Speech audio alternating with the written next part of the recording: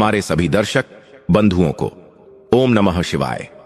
प्रिय दर्शकों, शिव पुराण और प्राचीन कथाओं में बताया गया है कि जो भी भक्त सच्चे मन से सोमवार के व्रत की इस पावन कथा को सुन लेता है, उसके जीवन से बड़ी गरीबी, दुख और दरिद्रता सदा के लिए मिट जाती है। अगर आप भी अपने जीवन में कष्टों से घिरे हैं तो बस आज इस कथा को अंत तक पूरा सुन लीजिए। भोलेनाथ स्वयं आपके सारे कष्ट हर लेंगे। तो चलिए महादेव का नाम लेकर शुरू करते हैं यह चमत्कारी कथा। लेकिन दर्शक बंधु, आगे बढ़ने से पहले आपको एक अत्यंत गंभीर बात बता दूं, जिसे हमारे प्राचीन धर्म ग्रंथ गरुड़ पुराण में स्पष्ट कहा गया है। शास्त्रों के अनुसार सोमवार व्रत की कथा या शिव महापुराण का कोई भी प्रसंग अगर उसे बीच में ही छोड़ दिया जाए तो वह केवल ज्ञान से वंचित होना नहीं है, बल्कि वह पाप की श्रेणी में आता है। क्योंकि अधूरी कथा मन में संदेह, भ्रम और अधूरा सत्य छोड़ देती है।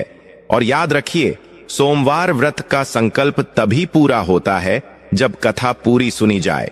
यह अधूरा सत्य कई बार व्यक्ति को गलत दिशा में ले जाता है और पूजा का फल नहीं मिल पाता।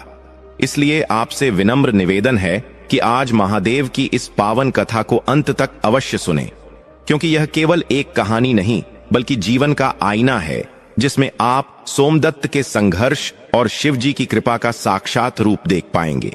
हो सकता है इस कथा का कोई एक शब्द, कोई एक प्रसंग आपके जीवन की दिशा बदल दे, आपको पाप से बचा ले और आपको उस अंधकार और गरीबी से निकाल दे जिसमें अनजाने में आप भी फंसे हुए हैं। और यदि आप एक सच्चे सनातनी हैं तो यह आपका धर्म भी है कि ऐसे पवित्र संदेशों को केवल अपने तक सीमित न रखें, बल्कि उन्हें अधिक से अधिक लोगों तक पहुंचाएं। इसलिए इस वीडियो को अभी लाइक करें, अपने मित्रों और परिवार के साथ शेयर करें ताकि उन्हें भी शिव कृपा मिले। तो चलिए पूर्ण श्रद्धा, विश्वास और हाथ में अक्षत पुष्प लेकर इस चमत्कारी सोमवार व्रत कथा की शुरुआत करते हैं। बोलिए हर हर महादेव। बहुत पुराने समय की बात है। भारतवर्ष के एक प्राचीन नगर में सोमदत्त नाम का एक ब्राह्मण रहता था। सोमदत्त स्वभाव से बहुत ही सरल, शांत और भगवान शिव का परम भक्त था। उसके मुख पर हमेशा भगवान शिव का नाम रहता और वह किसी का भी बुरा नहीं चाहता था। लेकिन कहते हैं ना कि वक्त की मार सबसे बुरी होती है। सोमदत्त के जीवन में गरीबी ने ऐसा गहरा डेरा जमा रखा था कि उसे 2 वक्त की रोटी नसीब होना भी मुश्किल हो गया था। उसका घर, जिसे घर कहना भी शायद गलत होगा, वह बस एक टूटी फूटी झोपड़ी थी, जिसकी छत से बारिश का पानी टपकता था और दीवारों में दरारें पड़ी हुई थीं। सोमदत्त की पत्नी का नाम सुशीला था। वह भी अपने पति की तरह ही धर्म कर्म में विश्वास रखने वाली स्त्री थी। गरीबी की वजह से उन दोनों के शरीर कमजोर हो गए थे। कपड़े कई जगहों से फट चुके थे और उन्हें सिलकर पहनने की नौबत आ गई थी। लेकिन इतनी गरीबी और लाचारी के बाद भी सोमदत्त ने कभी अपना धैर्य नहीं छोड़ा। वह रोज सुबह ब्रह्म मुहूर्त में उठता, पास ही बहने वाली नदी में स्नान करता और फिर एक लोटा जल लेकर भगवान शिव के पुराने से मंदिर में जाता। वह मंदिर बहुत ही वीरान जगह पर था, वहां ज्यादा लोग नहीं आते थे। सोमदत्त वहां जाकर शिवलिंग की सफाई करता, जंगली फूल और बेलपत्र तोड़कर लाता और बड़े प्रेम से महादेव को अर्पित करता। उसकी पूजा में कोई दिखावा नहीं था, बस आंखों में आंसू और मन में एक ही प्रार्थना होती थी कि हे प्रभु, मुझे धन दौलत नहीं चाहिए, बस इतना दे दो कि मेरा और मेरी पत्नी का पेट भर सके और हम किसी के आगे हाथ फैलाने को मजबूर न हो। एक दिन की बात है, नगर में बहुत तेज गर्मी पड़ रही थी। सूरज आग उगल रहा था और धरती तप रही थी। सोमदत्त भिक्षा मांगने के लिए नगर की सड़कों पर नंगे पैर चल रहा था। उसके पास पैरों में पहनने के लिए जूते तक नहीं थे। गर्म सड़क पर चलते चलते उसके पैरों में छाले पड़ गए थे। वह जिस भी घर के दरवाजे पर जाता, वहां से उसे दुत्कार दिया जाता। कलयुग का प्रभाव ऐसा था कि लोग धर्म कर्म भूल चुके थे और गरीबों को देखकर अपने दरवाजे बंद कर लेते थे। सोमदत्त मन ही मन सोच रहा था कि क्या मेरी भक्ति में कोई कमी रह गई है? क्या महादेव मेरी पुकार नहीं सुन रहे? वह बहुत हताश हो चुका था। दोपहर हो गई थी, लेकिन उसे एक मुट्ठी अनाज भी नहीं मिला था। भूख से उसकी अंतड़ियां कुलकुला रही थीं और प्यास से गला सूख रहा था। थक हार कर वह एक विशाल बरगद के पेड़ के नीचे बैठ गया। उस पेड़ की छाया में उसे थोड़ी राहत मिली। उसने अपनी आंखें बंद की और भोलेनाथ का ध्यान करने लगा। तभी वहां एक चमत्कार हुआ। उस रास्ते से एक तेजस्वी साधु गुजर रहे थे। उन साधु के चेहरे पर सूर्य जैसा तेज था, माथे पर भस्म लगी हुई थी और हाथ में रुद्राक्ष की माला थी। उन्होंने देखा कि एक कमजोर ब्राह्मण पेड़ के नीचे बैठा हुआ है और उसके चेहरे पर गहरी उदासी छाई हुई है। साधु महाराज अंतर्यामी थे। वे समझ गए कि यह व्यक्ति किसी बड़े संकट में है। वे सोमदत्त के पास आए और बोले, हे ब्राह्मण देव, तुम इतने उदास क्यों हो? तुम्हारे चेहरे की यह लकीरें बता रही हैं कि तुम जीवन के किसी गहरे संघर्ष से गुजर रहे हो। साधु की आवाज सुनकर सोमदत्त ने अपनी आंखें खोलीं। सामने एक दिव्य महात्मा को देखकर वह तुरंत खड़ा हो गया और उनके चरणों में गिर पड़ा। सोमदत्त की आंखों से आंसुओं की धारा बह निकली। उसने रोते हुए अपनी सारी व्यथा उन साधु महाराज को सुनाई। उसने बताया, हे महाराज, मैं भगवान शिव का भक्त हूं। मैंने आज तक कभी किसी का अहित नहीं किया, कभी झूठ नहीं बोला और न ही कभी चोरी की। फिर भी मेरे जीवन में इतनी दरिद्रता क्यों है? मैं और मेरी पत्नी दाने दाने को मोहताज हैं। लोग हमारा तिरस्कार करते हैं। क्या गरीबी होना कोई पाप है? अगर भगवान हैं तो वे अपने भक्त की ऐसी दुर्दशा क्यों देख रहे हैं? सोमदत्त के प्रश्न सुनकर साधु महाराज मुस्कुराए। उन्होंने बड़े स्नेह से सोमदत्त के सिर पर हाथ फेरा और कहा, पुत्र, निराश मत हो। भगवान अपने सबसे प्रिय भक्तों की ही सबसे कठिन परीक्षा लेते हैं। सोना आग में तपकर ही कुंदन बनता है। तुम्हारे जीवन के दुखों का अंत अब निकट आ गया है। मैं तुम्हें एक ऐसा उपाय बताता हूं जिसे अगर तुमने सच्चे मन और श्रद्धा से कर लिया तो तुम्हारी 7 पुश्तें भी कभी गरीबी का मुंह नहीं देखेंगी। सोमदत्त ने हाथ जोड़कर पूछा, हे महात्मा, कृपया मुझे वह मार्ग बताइए। मैं हर कठिन से कठिन तपस्या करने को तैयार हूं। बस मुझे इस नर्क जैसी जिंदगी से मुक्ति दिलाइए। साधु महाराज ने अपने कमंडल से थोड़ा जल निकालकर सोमदत्त पर छिड़का और बोले, पुत्र, तुम्हें सोमवार का व्रत करना होगा, लेकिन यह साधारण व्रत नहीं है। तुम्हें 16 सोमवार तक भगवान शिव की विशेष पूजा और कथा सुननी होगी। और सबसे महत्वपूर्ण बात, तुम्हें 16 सोमवार पूरे होने के बाद 17वें सोमवार को उद्यापन करना होगा और प्रसाद को सभी में बांटना होगा। लेकिन रुको, इस व्रत को शुरू करने से पहले तुम्हें एक यात्रा पर जाना होगा। पास के जंगल के उस पार एक बहुत ही सिद्ध शिवालय है जिसे गुप्तेश्वर महादेव कहते हैं। वह मंदिर सदियों से लुप्त है और झाड़ियों से ढका हुआ है। तुम्हें वहां जाकर उस शिवलिंग को ढूंढना होगा और उसकी सफाई करके वहीं से अपना पहला सोमवार व्रत शुरू करना होगा। सोमदत्त ने हैरानी से पूछा, जंगल के उस पार? लेकिन महाराज, वह जंगल तो बहुत घना और डरावना है। सुना है वहां जंगली जानवरों का वास है और कोई भी वहां जाने की हिम्मत नहीं करता। साधु महाराज ने गंभीर होकर कहा, यही तो तुम्हारी परीक्षा है सोमदत्त। जो भक्त अपने आराध्य के लिए भय को नहीं जीत सकता, वह ईश्वर को कैसे पा सकता है? अगर तुम अपने दुखों को जड़ से मिटाना चाहते हो तो तुम्हें वह कदम उठाना होगा जो आज तक किसी ने नहीं उठाया। याद रखना, जिस शिवलिंग की मैं बात कर रहा हूं वह स्वयंभू है। उसकी महिमा अपरंपार है। अगर तुमने उसे ढूंढ लिया और वहां एक लोटा जल भी चढ़ा दिया तो समझो तुम्हारी किस्मत बदल गई। इतना कहकर साधु महाराज वहां से अंतर्ध्यान हो गए, जैसे कि वे हवा में विलीन हो गए हों। सोमदत्त हैरान रह गया। उसे समझ नहीं आ रहा था कि यह सपना था या हकीकत, लेकिन उसके कानों में साधु के शब्द गूंज रहे थे, गुप्तेश्वर महादेव। उसके मन में एक नई आशा की किरण जाग उठी थी। उसे लगा कि शायद महादेव ने ही उस साधु के रूप में आकर उसे रास्ता दिखाया है। उसने तुरंत घर जाने का फैसला किया। वह लड़खड़ाते कदमों से लेकिन मजबूत इरादों के साथ अपनी झोपड़ी की तरफ चल पड़ा। जब वह घर पहुंचा तो सुशीला दरवाजे पर ही उसका इंतजार कर रही थी। सोमदत्त के खाली हाथ देखकर सुशीला की आंखों में मायूसी छा गई, लेकिन उसने कुछ कहा नहीं। वह जानती थी कि उसका पति सुबह से भूखा प्यासा भटक रहा है। वह अंदर गई और एक लोटा पानी लेकर आई। सोमदत्त ने पानी पिया और अपनी पत्नी को साधु महाराज वाली सारी बात बताई।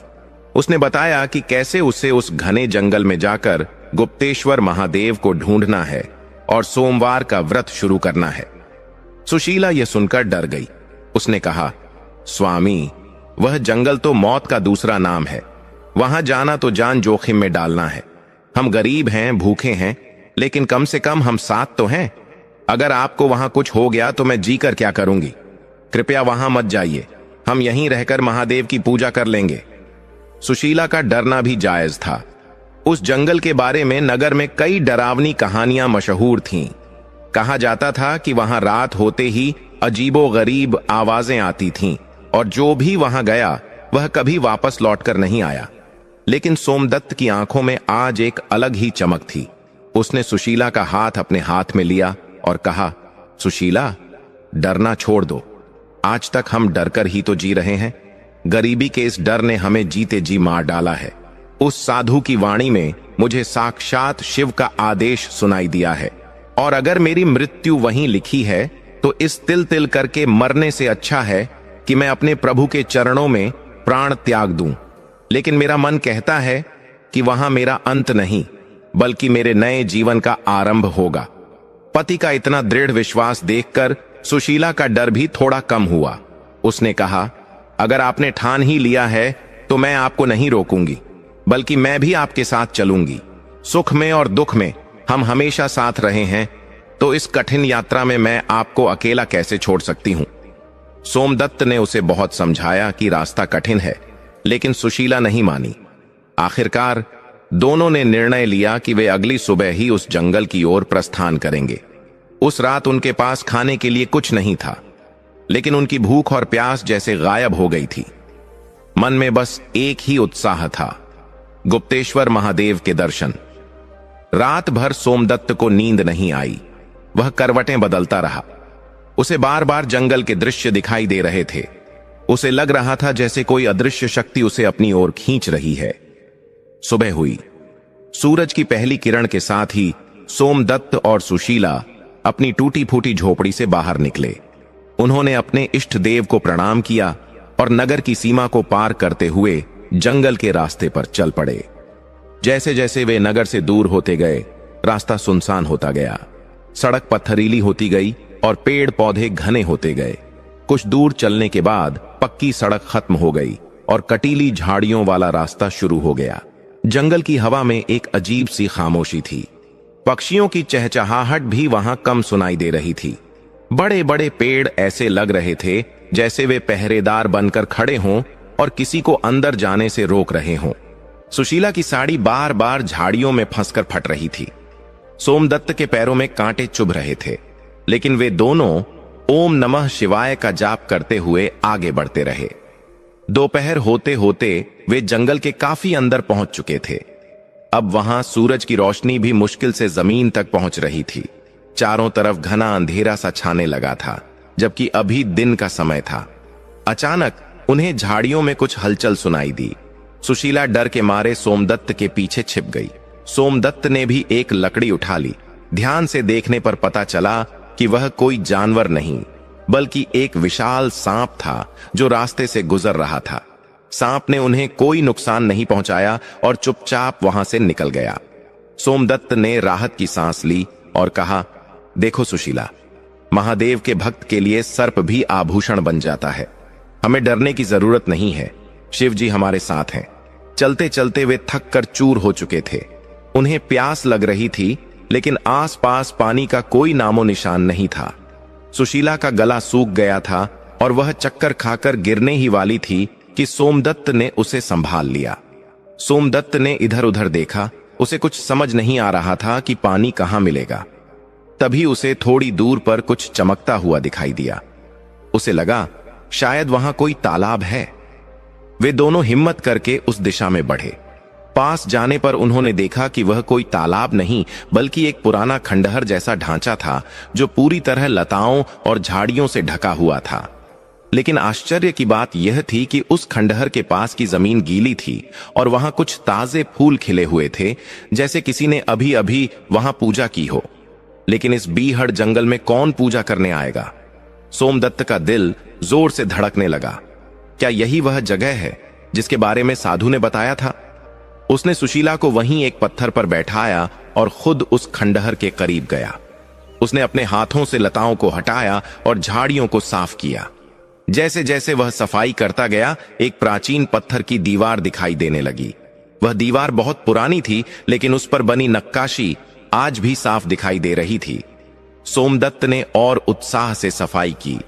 थोड़ी ही देर में उसे एक छोटा सा दरवाजा दिखाई दिया। वह दरवाजा आधा जमीन में धंसा हुआ था। सोमदत्त ने सुशीला को आवाज दी, सुशीला देखो, हमें शायद कोई मंदिर मिल गया है। सुशीला भी अपनी थकान भूलकर वहां आ गई।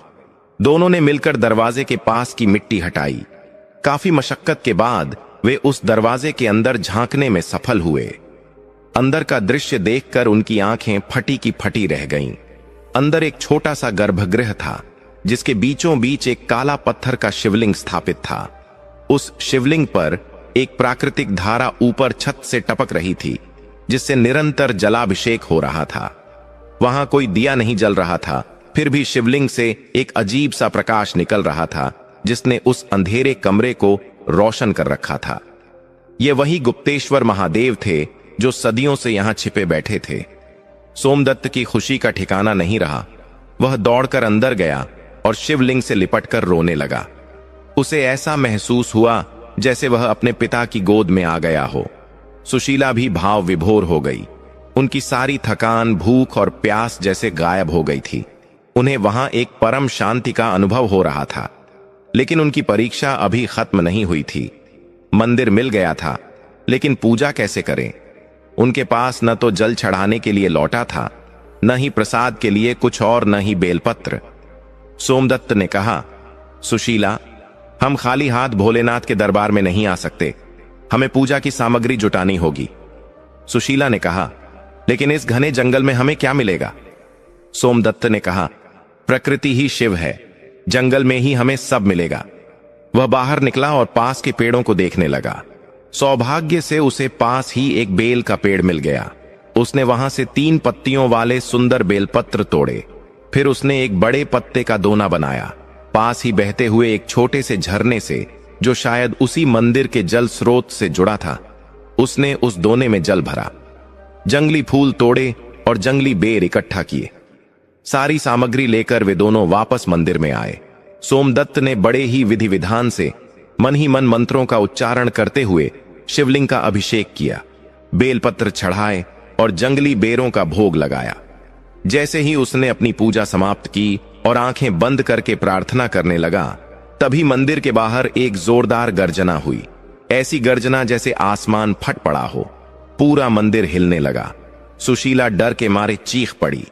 यह गर्जना किसी बादल की नहीं, बल्कि एक विशालकाय शेर की थी, जो मंदिर के दरवाजे पर आकर खड़ा हो गया था। उस शेर की आंखें अंगारों की तरह दहक रही थीं। वह सोमदत्त और सुशीला को घूर रहा था। शेर की वह भयानक गर्जना सुनकर सुशीला के प्राण सूख गए। वह थर-थर कांपने लगी और सोमदत्त के पीछे दुबक गई। सोमदत्त भी एक पल के लिए घबराया, लेकिन फिर उसे साधु महाराज की वह बात याद आ गई कि जो भक्त अपने आराध्य के लिए भय को नहीं जीत सकता, वह ईश्वर को कैसे पा सकता है। सोमदत्त ने गहरी सांस ली और अपनी आंखें बंद करके ओम नमः शिवाय का जाप करने लगा। उसने मन ही मन सोचा कि अगर यह शेर मुझे मारने आया है, तो यह भी मेरे भोलेनाथ की ही इच्छा होगी। वह शेर धीरे धीरे कदमों से मंदिर के अंदर दाखिल हुआ। उसका विशाल शरीर मंदिर के दरवाजे को लगभग पूरा घेर रहा था। उसकी पीली आंखें सीधे सोमदत्त पर टिकी थीं। सुशीला ने अपनी आंखें कसकर बंद कर ली थीं। वह मौत का इंतजार कर रही थी। लेकिन तभी एक आश्चर्यजनक घटना घटी। वह खूंखार शेर, जो अब भी शिकार करने के लिए तैयार लग रहा था, सोमदत्त के करीब आकर रुक गया। उसने हमल करने के बजाय अपना सिर झुका लिया और सोमदत्त के चरणों को सूंघने लगा। सोमदत्त ने धीरे से अपनी आंखें खोली। उसने देखा कि शेर का व्यवहार किसी पालतू जानवर जैसा हो गया है। सोमदत्त के अंदर का सारा डर खत्म हो गया। उसे समझ आ गया कि यह कोई साधारण शेर नहीं है, बल्कि इस वन में गुप्तेश्वर महादेव की रक्षा करने वाला वनराज है। सोमदत्त ने हिम्मत करके अपना हाथ आगे बढ़ाया और शेर के सिर पर रख दिया। जैसे ही सोमदत्त का हाथ शेर के सिर पर पड़ा, शेर ने अपनी आंखें बंद कर लीं और बिल्ली की तरह गुर्राने की जगह धीमी आवाज निकालने लगा। सुशीला ने जब यह देखा तो उसे अपनी आंखों पर विश्वास नहीं हुआ। सोमदत्त ने सुशीला से कहा, सुशीला, आंखें खोलो, डरो मत। यह शेर हमारा काल नहीं बल्कि हमारा रक्षक बनकर आया है। देखो, महादेव की माया। जो जीव दूसरों को फाड़ खाता है वह आज शिव की शरण में आकर कितना शांत हो गया है। सुशीला ने डरते डरते आंखें खोलीं और शेर को शांत बैठा देख उसने भी हाथ जोड़कर उसे प्रणाम किया। थोड़ी देर बाद शेर वहां से उठा और मंदिर के दरवाजे के बाहर जाकर ऐसे बैठ गया जैसे कोई पहरेदार अपने स्वामी के द्वार पर पहरा दे रहा हो। अब सोमदत्त और सुशीला निश्चिंत हो गए। उन्होंने समझ लिया कि इस बीहड़ जंगल में भी वे सुरक्षित हैं। रात घिर आई थी। जंगल में झींगुरों की आवाजें गूंजने लगी थीं। सोमदत्त और सुशीला ने उसी मंदिर के कोने में रात बिताने का फैसला किया।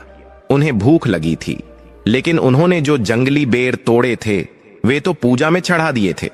तभी उन्होंने देखा कि मंदिर के बाहर एक बंदर आया और कुछ फल रखकर चला गया। यह देखकर सोमदत्त की आंखों में आंसू आ गए। उसने कहा, देखो सुशीला, जिसका कोई नहीं होता उसका खुदा, उसका ईश्वर होता है। शहर में इंसानों ने हमें पानी तक नहीं पूछा और यहां जंगल में जानवर हमारा पेट भरने आए हैं। उन्होंने उन फलों को प्रसाद समझकर खाया और झरने का पानी पीकर वहीं जमीन पर लेट गए। पत्थरों की कठोर जमीन थी, लेकिन उन्हें ऐसी नींद आई जैसे वे मखमली बिस्तर पर सोए हों। अगली सुबह जब उनकी आंख खुली तो चिड़ियों की चहचहाहट से पूरा जंगल गूंज रहा था। आज सोमवार था, उनके व्रत का पहला सोमवार। सोमदत्त ने सुशीला को उठाया और कहा, उठो देवी, आज हमारे संकल्प का पहला दिन है। आज से हमें 16 सोमवार के व्रत शुरू करने हैं। दोनों ने पास के झरने में स्नान किया। ठंडे पानी ने उनके शरीर और मन दोनों को तरोताजा कर दिया। सोमदत्त ने फिर से जंगल में जाकर बेलपत्र, धतूरा और कुछ सफेद फूल इकट्ठे किए। सुशीला ने मंदिर की अच्छे से सफाई की। उसने मिट्टी और गोबर से, जो उसे जंगल में मिला, मंदिर के फर्श को लीपा। अब वह खंडहर जैसा मंदिर एक पवित्र धाम जैसा चमकने लगा था। सोमदत्त ने शिवलिंग पर जल चढ़ाया और विधिवत पूजा शुरू की। उनके पास कोई किताब नहीं थी, लेकिन सोमदत्त को सोमवार व्रत की कथा कंठस्थ याद थी।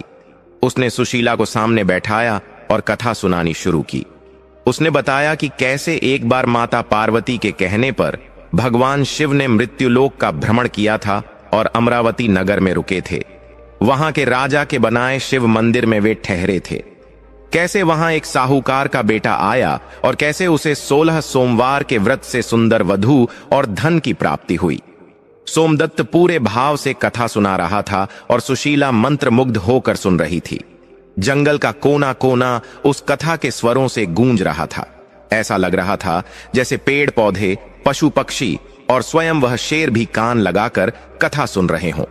कथा पूरी होने के बाद उन्होंने आरती की। आरती के लिए उनके पास कपूर या तेल नहीं था, तो उन्होंने सूखी लकड़ियां जलाईं और उसी की लौ से भोलेनाथ की आरती उतारी।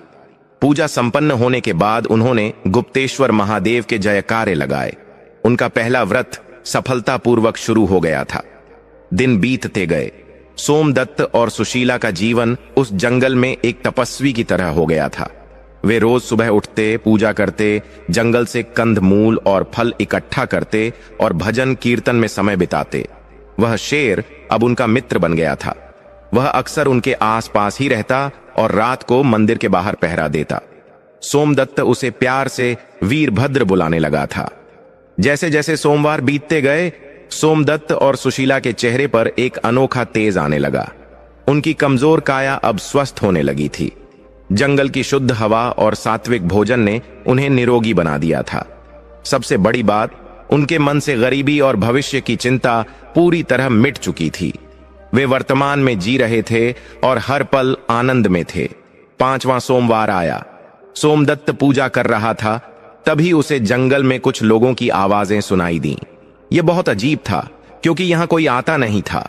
सोमदत्त पूजा से उठा और बाहर देखने गया।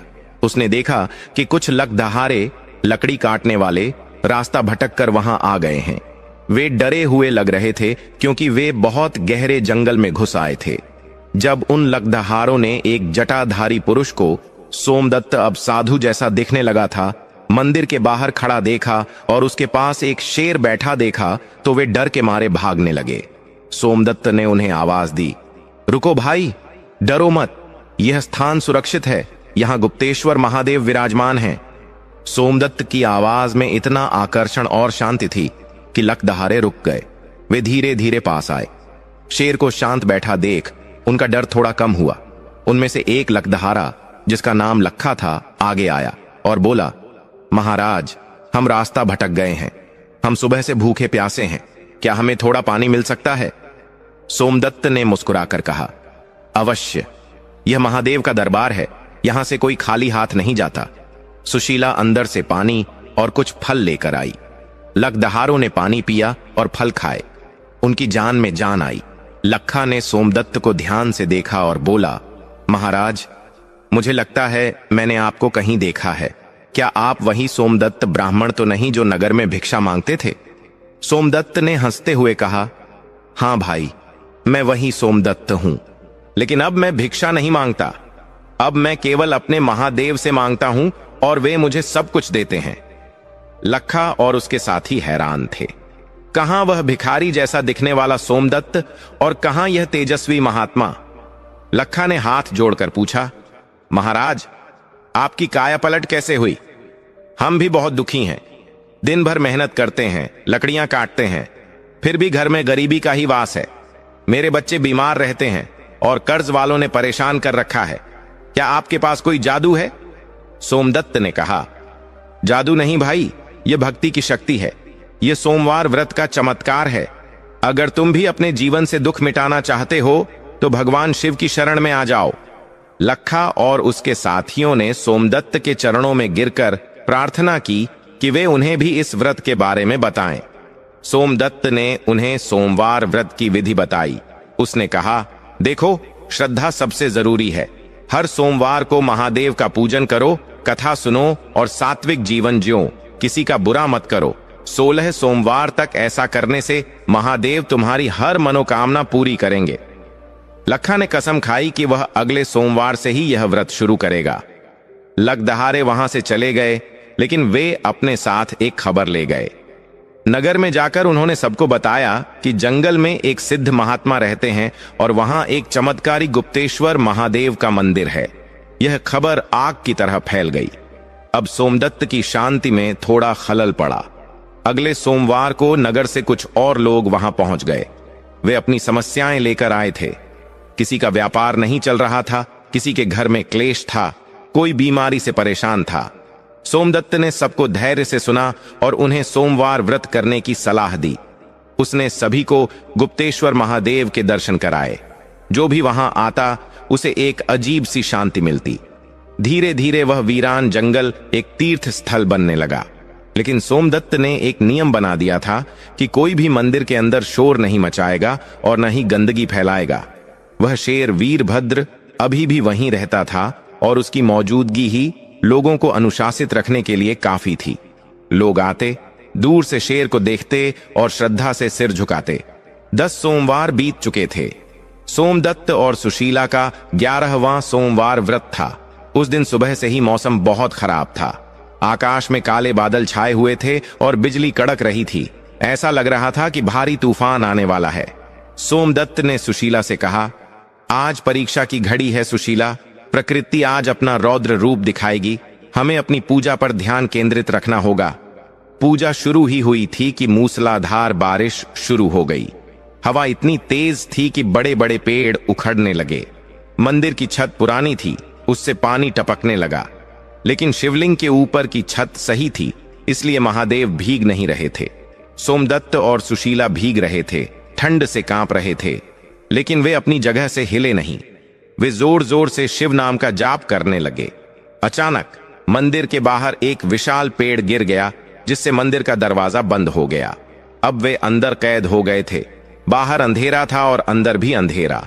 केवल बिजली की चमक से कभी कभी रोशनी होती थी। सुशीला घबरा गई। स्वामी, दरवाजा बंद हो गया है, अब हम बाहर कैसे जाएंगे? क्या हम यहीं दबकर मर जाएंगे? सोमदत्त ने अंधेरे में सुशीला का हाथ थामा और कहा, घबराओ नहीं, जिसने हमें यहां बुलाया है वही बाहर भी निकालेगा। ये विघ्न हमारी तपस्या को भंग करने के लिए आया है। अगर आज हम डर गए तो हमारी 10 सोमवार की तपस्या व्यर्थ हो जाएगी। ध्यान महादेव में लगाओ। वे दोनों अंधेरे में ही बैठे रहे। बाहर तूफान का शोर था, अंदर मंत्रों की गूंज। घंटों बीत गए। भूख और प्यास से उनका बुरा हाल था, लेकिन उन्होंने अपना व्रत नहीं तोड़ा। आधी रात के समय जब तूफान शांत हुआ तो उन्हें बाहर से खुरचने की आवाजें सुनाई दी। ऐसा लग रहा था जैसे कोई भारी पत्थरों को हटा रहा हो। क्या यह कोई जंगली जानवर था, या कोई राक्षस, या फिर स्वयं महादेव अपने भक्तों की रक्षा के लिए आए थे? थोड़ी देर बाद दरवाजे पर गिरे हुए पेड़ के हटने की आवाज आई। एक बड़ा पत्थर लुढ़क गया और ताजी हवा अंदर आई। चांदनी की रोशनी मंदिर के अंदर आई।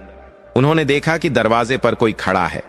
वह वीरभद्र नहीं था, वह कोई और था, एक विशाल छाया जिसने दरवाजे को घेर रखा था। सोमदत्त ने पूछा, कौन है वहां?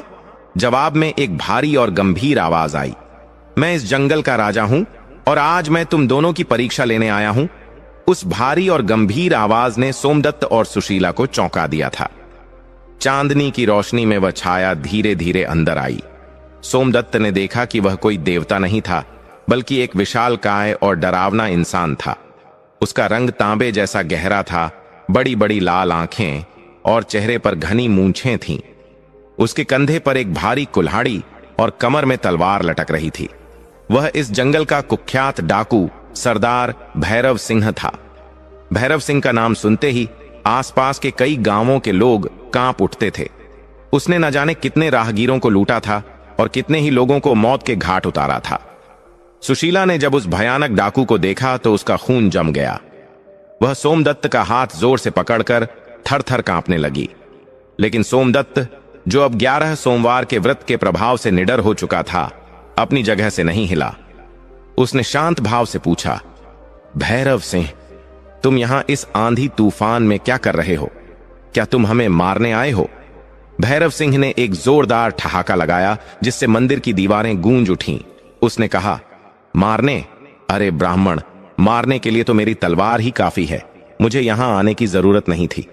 मैं तो यह देखने आया था कि इस वीरान जंगल में, इस टूटे फूटे खंडहर में ऐसा कौन सा खजाना छिपा है जिसकी रक्षा के लिए एक शेर पहरा देता है।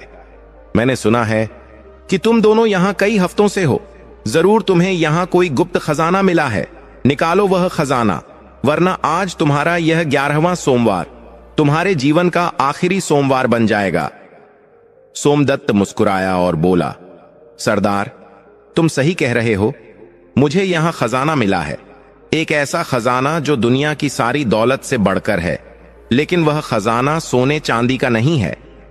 भैरव सिंह गुस्से से लाल हो गया। उसने अपनी तलवार म्यान से निकाली और सोमदत्त की गर्दन पर रख दी। उसने गुर्राते हुए कहा, पहेलियां मत बुझाओ पंडित, मुझे सोना चाहिए, जवाहरात चाहिए। मैंने अपनी आंखों से देखा है कि नगर के लोग यहां आते हैं। जरूर वे तुम्हारे लिए चढ़ावा लाते होंगे। वह सब कहां है? सुशीला चीख पड़ी, नहीं, इन्हें मत मारो। हमारे पास कुछ नहीं है। हम गरीब ब्राह्मण हैं। हमारे पास बस यह जंगली फल और जल है। आप चाहे तो हमारी जान ले लो, लेकिन मेरे पति को छोड़ दो। सोमदत्त ने सुशीला को शांत किया और भैरव सिंह की आंखों में आंखें डालकर कहा, भैरव, तुम मेरा शरीर काट सकते हो, लेकिन मेरी भक्ति को नहीं काट सकते। तुम खजाना मांग रहे हो ना, तो सुनो, मेरा खजाना यह गुप्तेश्वर महादेव है। अगर तुम्हें चाहिए तो ले जाओ इस शिवलिंग को, यही मेरी सारी दौलत है। भैरव सिंह हैरान रह गया। आज तक जितने भी लोग उसके सामने आए, वे या तो गिड़गिड़ाए या भागने की कोशिश की, लेकिन यह निहत्था ब्राह्मण उसकी तलवार के नीचे खड़ा होकर भी मुस्कुरा रहा था। भैरव सिंह ने कहा, तू पागल है क्या? मौत तेरे सिर पर नाच रही है और तू पत्थर की मूर्ति की बात कर रहा है। तभी मंदिर के अंधेरे कोने से एक आवाज आई, रुक जाओ। यह आवाज किसी इंसान की नहीं थी, बल्कि एक चेतावनी थी। उसी वक्त मंदिर के टूटे हुए दरवाजे से वीरभद्र, वह शेर, अंदर कूद आया। तूफान के कारण शेर भी कहीं छिप गया था, लेकिन अपने भक्तों पर संकट देखकर वह साक्षात यमराज बनकर वहां आ गया। शेर ने भैरव सिंह को पीछे से घेर लिया और एक भयानक दहाड़ मारी। भैरव सिंह, जो 100 आदमियों से भी नहीं डरता था, शेर की गर्म सांसें अपनी पीठ पर महसूस करके सिहर गया। उसने पीछे मुड़कर देखा तो साक्षात मौत उसका इंतजार कर रही थी। शेर ने अपना विशाल पंजा उठाया। भैरव सिंह समझ गया कि अब उसका बचना नामुमकिन है। उसके हाथ से तलवार छूटकर गिर गई, लेकिन तभी सोमदत्त ने चिल्लाकर कहा, नहीं वीरभद्र, रुक जाओ, इसे मत मारो। यह महादेव के धाम में आया है, यहां हिंसा नहीं होगी। हैरानी की बात थी कि सोमदत्त की आवाज सुनते ही वह शेर जो अभी हमला करने वाला था तुरंत रुक गया। वह भैरव सिंह से 2 कदम पीछे हट गया, लेकिन अपनी नजरें उसी पर जमाए रखीं। भैरव सिंह पसीने से तरबतर हो गया। वह जमीन पर गिर पड़ा। उसने अपनी जिंदगी में पहली बार ऐसा चमत्कार देखा था। एक खूंखार जानवर एक साधारण इंसान का कहना मान रहा था। भैरव सिंह का अहंकार पल भर में चकनाचूर हो गया। वह घुटनों के बल सोमदत्त के आगे सरकते हुए आया और उसके पैर पकड़ ली। उसकी आंखों से आंसू बहने लगे। वह बोला, महाराज, मुझे माफ कर दो। मैं अज्ञानी हूं, पापी हूं। मैंने जीवन भर पाप किए हैं, लोगों को सताया है। मुझे लगा था कि ताकत ही सब कुछ है, लेकिन आज आपकी निडरता और इस जानवर के प्रेम को देखकर मेरी आंखें खुल गईं।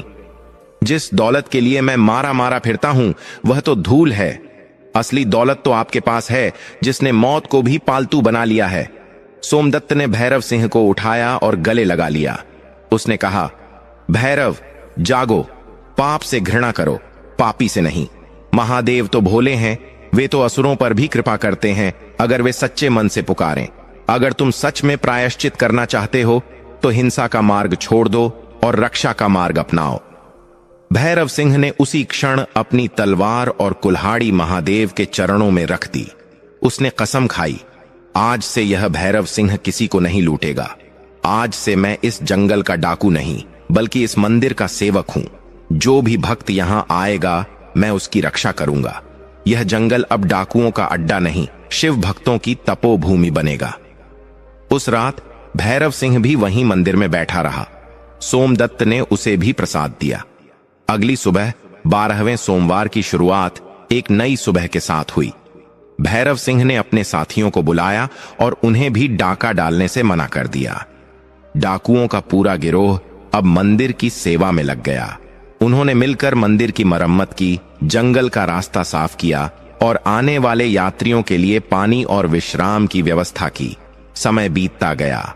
सोमदत्त और सुशीला के व्रत सफलतापूर्वक आगे बढ़ रहे थे। अब सोमदत्त की ख्याति दूर दूर तक फैल चुकी थी। लोग कहने लगे थे कि जंगल में एक ऐसा सिद्ध महात्मा है जिसके पास शेर और डाकू दोनों पालतू बनकर रहते हैं। आसपास के गांवों से, नगरों से भी लोग सोमवार के दिन वहां उमड़ने लगे। मेला सा लगने लगा। गरीब, अमीर, रोगी, दुखी सब अपनी मन्नतें लेकर आते और सोमदत्त उन्हें सोमवार व्रत का मार्ग बताते। सबके दुख दूर होने लगे। 15 सोमवार बीत चुके थे। अब केवल 16वां और आखिरी सोमवार बचा था। सोमदत्त और सुशीला बहुत प्रसन्न थे। उनकी तपस्या पूर्ण होने वाली थी। लेकिन कहते हैं ना कि जब आप शिखर के करीब होते हैं तभी सबसे कठिन चढ़ाई आती है। उस नगर का राजा, जिसका नाम राजा चंद्रकेतु था, बहुत ही घमंडी और नास्तिक स्वभाव का था। उसे अपनी सत्ता और धन पर बहुत गर्व था। जब उसने सुना कि उसकी प्रजा अब उसके दरबार में फरियाद लेकर आने के बजाय जंगल में किसी सोमदत्त के पास जा रही है, तो उसे बहुत जलन हुई। उसे लगा कि यह सोमदत्त कोई ढोंगी है जो लोगों को बेवकूफ बनाकर अपनी अलग सत्ता बना रहा है। 16वें सोमवार से एक दिन पहले राजा चंद्रकेतु अपने मंत्री से बोला, मंत्री जी, तैयार हो जाइए, कल हम उस जंगल में जाएंगे। मैं देखना चाहता हूं कि वह कौन सा जादूगर है जिसने मेरी प्रजा को अपने वश में कर लिया है। अगर वह पाखंडी निकला तो मैं उसी के शेर के सामने उसे डाल दूंगा। मंत्री ने राजा को समझाया, महाराज, अनर्थ मत कीजिए। सुना है वह बहुत पहुंचे हुए संत हैं। महादेव का साक्षात आशीर्वाद है उन पर। संतों का अपमान करने से राज्य का नाश हो जाता है। राजा ने अहंकार में हंसते हुए कहा, संत? अरे, गरीबी इंसान को नाटक करना सिखा देती है। वह बस एक गरीब ब्राह्मण है जिसने कुछ चालें सीख ली हैं। कल उसका सारा सच सामने आ जाएगा। 16वां सोमवार आया। सोमदत्त और सुशीला ने ब्रह्म मुहूर्त में उठकर स्नान किया। आज उन्हें उद्यापन की तैयारी करनी थी। उन्होंने चूरमा, आटे को घी और गुड़ में भूनकर बनाया गया प्रसाद बनाने की तैयारी की। चूंकि अब उनके पास भक्तों द्वारा दी गई काफी सामग्री थी, तो सुशीला ने बहुत सारा प्रसाद बनाया ताकि आने वाले सभी भक्तों को मिल सके। मंदिर को फूलों से सजाया गया था। हजारों की भीड़ जमा हो रही थी। भैरव सिंह और उसके साथी भीड़ को नियंत्रित कर रहे थे। वातावरण हर हर महादेव के जयकारों से गूंज रहा था। पूजा शुरू होने ही वाली थी कि तभी घोड़ों की टापें सुनाई दी। धूल का गुब्बार उड़ता हुआ दिखाई दिया। राजा चंद्रकेतु अपनी पूरी सेना के साथ वहां आ पहुंचा। सैनिकों ने आते ही भक्तों को धक्का देकर हटाना शुरू कर दिया। राजा अपने घोड़े से उतरा और जूतों समेत मंदिर की ओर बढ़ा। भैरव सिंह ने रास्ता रोका और कहा, महाराज, यह ईश्वर का द्वार है। यहां राजा और रंक सब बराबर हैं। कृपया अपने जूते बाहर उतारें और अहंकार को भी बाहर छोड़कर आएं। राजा ने भैरव सिंह को धक्का दिया और कहा, हट जा डाकू, तू मुझे सिखाएगा? मैं इस राज्य का मालिक हूं। मैं जहां चाहूं जैसे चाहूं जा सकता हूं।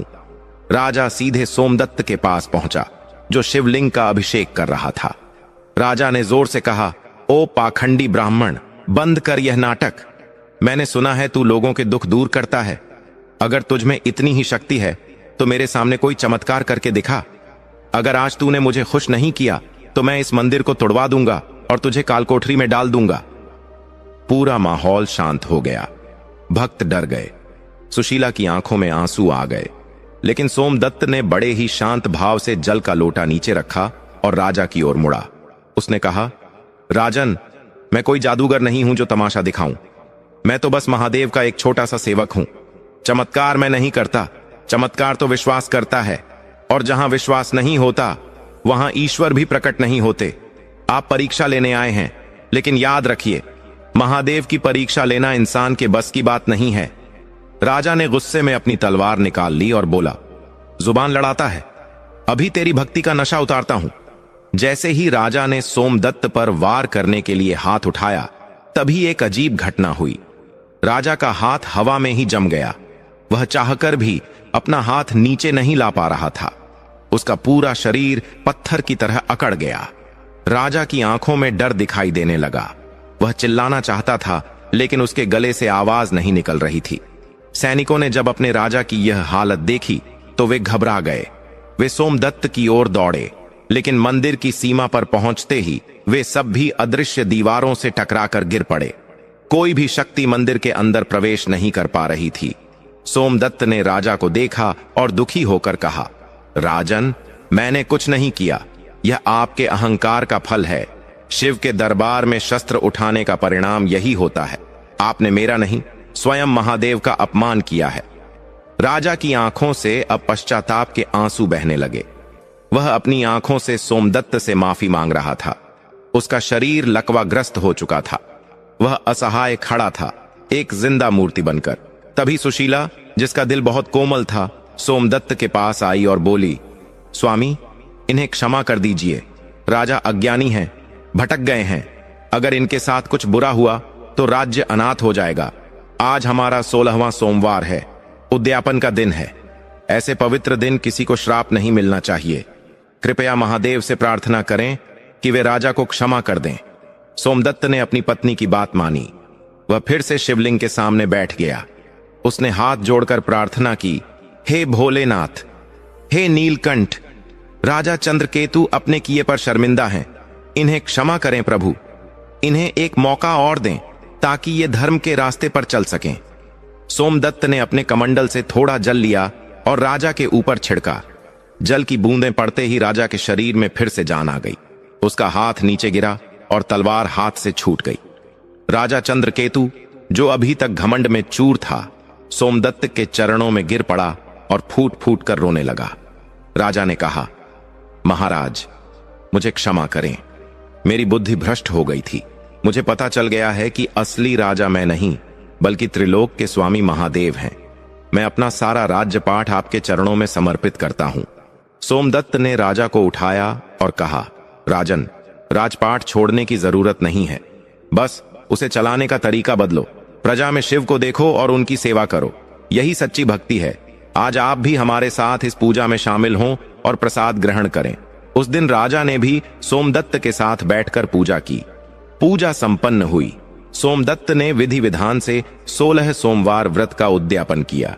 चूरमे का प्रसाद सबसे पहले महादेव को भोग लगाया गया, फिर राजा, भैरव सिंह और वहां मौजूद हजारों भक्तों में बांटा गया। सबने पेट भरकर प्रसाद खाया, लेकिन चमत्कार यह था कि वह प्रसाद खत्म ही नहीं हो रहा था। जितनी भीड़ बढ़ती गई, बर्तन में प्रसाद उतना ही बना रहा। व्रत पूरा होने के बाद सोमदत्त और सुशीला ने राजा और प्रजा से विदा लेने का फैसला किया, लेकिन राजा ने जिद की, नहीं महाराज, अब मैं आपको उस टूटी झोपड़ी में नहीं रहने दूंगा। आप मेरे साथ राजमहल चलें, मैं आपके लिए एक भव्य आश्रम बनवाऊंगा। लेकिन सोमदत्त ने विनम्रता से मना कर दिया। उसने कहा, राजन, महल संतों के लिए नहीं होते, लेकिन हां, अब हम अपने घर वापस जाएंगे। हमारा संकल्प पूरा हुआ। महादेव ने हमें वह सब दिया जिसकी हमने कल्पना भी नहीं की थी। सोमदत्त और सुशीला ने गुप्तेश्वर महादेव को अंतिम प्रणाम किया। भैरव सिंह रोने लगा। उसने कहा, गुरुदेव, मुझे छोड़कर मत जाइए। सोमदत्त ने उसे समझाया, भैरव, मैं जा रहा हूं, लेकिन महादेव तो यहीं हैं। अब इस मंदिर की जिम्मेदारी तुम्हारी है। इसकी सेवा करना और आने वाले भक्तों की रक्षा करना। सोमदत्त और सुशीला वापस अपने नगर की ओर चल पड़े, लेकिन जब वे अपने नगर पहुंचे तो वहां का नजारा देखकर वे दंग रह गए। सोमदत्त और सुशीला अपनी आंखों पर भरोसा नहीं कर पा रहे थे। जिस जगह कल तक उनकी टूटी फूटी टपकती हुई झोपड़ी थी, आज वहां एक विशाल और सुंदर भवन खड़ा था। वह भवन सफेद संगमरमर का बना था और उस पर सोने का कलश चमक रहा था। घर के बाहर सुंदर बगीचा था जिसमें रंग बिरंगे फूल खिले थे। मुख्य द्वार पर 2 द्वारपाल खड़े थे। सोमदत्त ने घबराते हुए सुशीला से कहा, सुशीला, लगता है हम रास्ता भटक गए हैं। जंगल से आने में शायद हमने कोई गलत मोड़ ले लिया। यह तो किसी बड़े सेठ या राजा का महल लगता है। हमारी झोपड़ी तो यहां हुआ करती थी। चलो जल्दी वापस चलते हैं, कहीं इस महल के पहरेदार हमें चोर समझकर पकड़ न लें।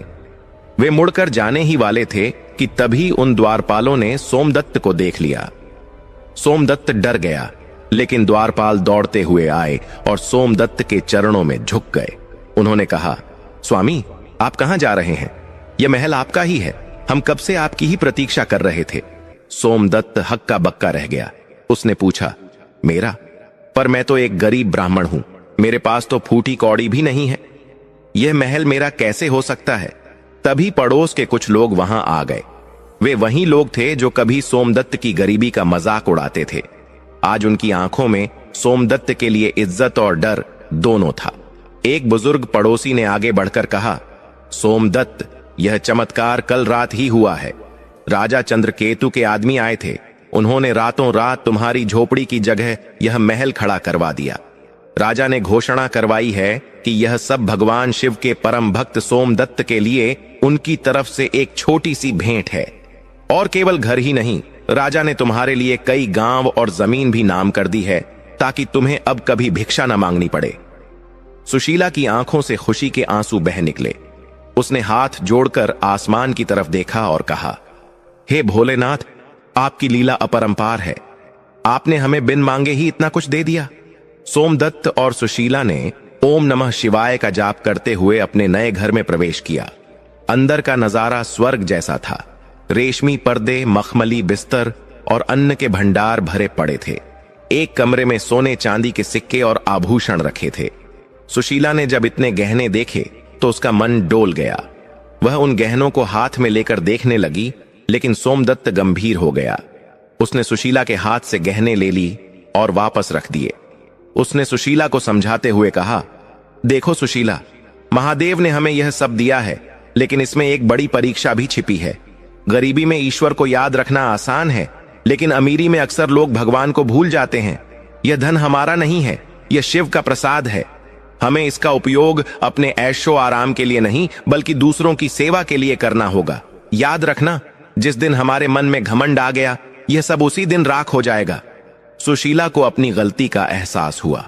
उसने पति के चरण छुए और वचन दिया कि वह कभी भी इस धन का अहंकार नहीं करेगी। उस दिन के बाद से सोमदत्त का जीवन पूरी तरह बदल गया, लेकिन उसने अपना नियम नहीं छोड़ा। वह अब भी रोज सुबह ब्रह्म मुहूर्त में उठता, उसी पुराने शिव मंदिर जाता जो अब राजा ने भव्य बनवा दिया था। और पूजा करता। उसने अपने घर के बाहर एक सदाव्रत खोल दिया। वहां 24 घंटे गरीबों, साधुओं और भूखे लोगों को भोजन कराया जाता था। जो सोमदत्त कभी एक मुट्ठी अनाज के लिए तरसता था, आज वह हजारों लोगों का पेट भर रहा था। उसकी कीर्ति दूर दूर तक फैल गई। लोग उसे दानवीर सोमदत्त कहने लगे। हर सोमवार को उसके घर पर भारी भीड़ उमड़ती। सोमदत्त सबको सोमवार व्रत की कथा सुनाता और प्रसाद बांटता। कई दुखी लोग व्रत करते और उनके संकट कट जाते, लेकिन कहते हैं ना, दीपक के नीचे ही अंधेरा होता है। सोमदत्त के घर के पास ही एक बहुत अमीर सेठ रहता था, जिसका नाम धनीराम था। धनीराम के पास बेशुमार दौलत थी, लेकिन मन बहुत छोटा था।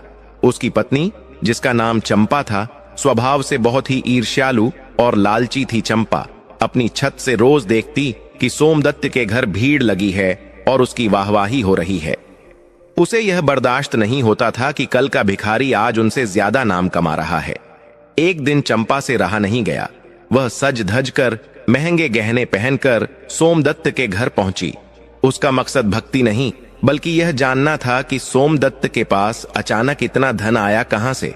चंपा ने सुशीला से मीठी मीठी बातें की और पूछा, बहन सुशीला, तुम तो रातों रात महारानी बन गई।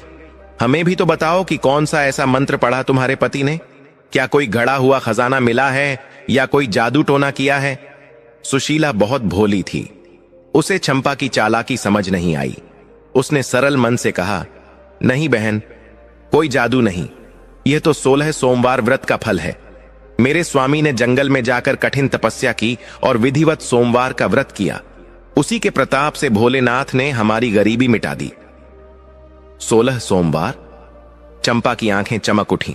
उसने मन ही मन सोचा, अच्छा, तो यह राज है। अगर एक भिखारी व्रत करके इतना अमीर हो सकता है, तो अगर मैं यह व्रत करूंगी तो मेरी दौलत तो 10 गुनी हो जाएगी। मैं इस नगर की सबसे अमीर रानी बन जाऊंगी। चंपा ने तुरंत सुशीला से व्रत की विधि पूछी। सुशीला ने उसे सब कुछ विस्तार से बताया, कैसे पूजा करनी है, कैसे कथा सुननी है और कैसे पवित्रता रखनी है। सुशीला ने यह भी कहा, बहन, सबसे जरूरी है श्रद्धा और मन की सफाई। अगर मन में लोभ होगा तो व्रत फल नहीं देगा। लेकिन चंपा ने सुशीला की आखिरी बात पर ध्यान नहीं दिया। उसका दिमाग तो बस धन दुगुना करने पर लगा था। वह घर गई और उसने अपने पति धनीराम को बताया कि अब वे और भी अमीर होने वाले हैं। अगले सोमवार से चंपा ने व्रत शुरू किया। उसने पूरे नगर में ढिंढोरा पिटवा दिया कि वह बहुत बड़ी पूजा कर रही है। उसने दिखावे के लिए सोने की थाली में पूजा की सामग्री सजाई, महंगे से महंगे फूल मंगवाए, पंडितों को बुलाया, लेकिन उसके मन में भक्ति नहीं, बल्कि व्यापार चल रहा था। पूजा करते वक्त भी उसका ध्यान शिवजी पर नहीं, बल्कि इस बात पर था कि व्रत खत्म होते ही उसे कितना खजाना मिलेगा। उसने पहले सोमवार की कथा सुनी, लेकिन उसका ध्यान कथा के शब्दों पर नहीं था। उसे बार बार भूख लग रही थी। उसने किसी तरह पूजा खत्म की और बिना प्रसाद बांटे खुद ही छिपकर ढेर सारा खाना खा लिया। उसने सोचा, किसे पता चलेगा, भगवान तो पत्थर के हैं, वे थोड़ी देख रहे हैं। ऐसे ही उसने व्रत जारी रखे।